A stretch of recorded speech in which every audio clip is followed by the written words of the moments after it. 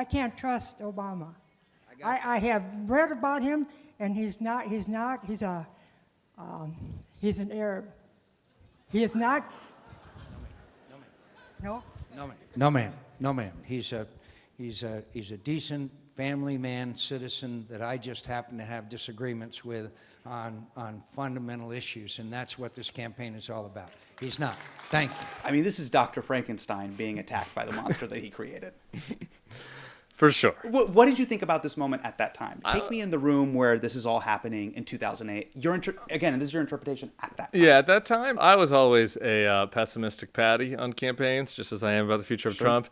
I knew we were going to lose by the time this happened. I knew McCain was going to lose by the time that this happened. And so I was kind of proud of him. At the same time, I was like among those that were horrified with the Palin stuff. I like the crowd, like the Frankenstein, the monster thing. The crowds got out of control that fall.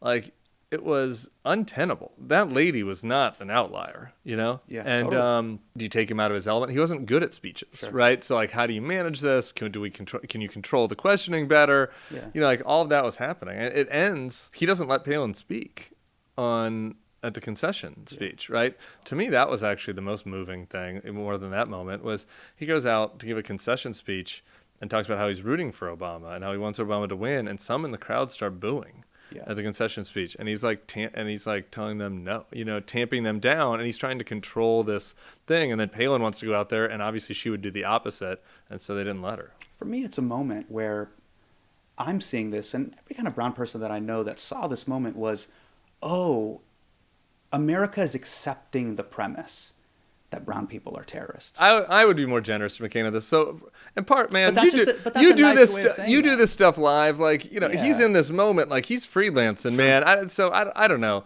I think that he was trying to tamp it down. I don't know that he was accepting the premise. I She understand what said, you're saying. I'm not voting for a DEI president. And she goes, ma'am, I promise you he can read. It's the fact that the party is willing to accept the premise. You're just saying the quiet part out loud. It was a little bit quiet there, but we're now just seeing all caps, full tweet. Can we give somebody credit for trying? I hear you, man. Can we get a participation trophy in here? Man, I understand how it could be viewed that way. I do not think that was his intention. Does that matter once you've picked Sarah Palin and once you're running a campaign that uses some of these themes? I would open to the fact that, like, progressives or liberals would say, no, actually, the intentions don't matter, and there's something to be said about knowing your fucking opponent and having them be fully themselves, like Donald Trump. We're in that moment now. I would prefer the other way.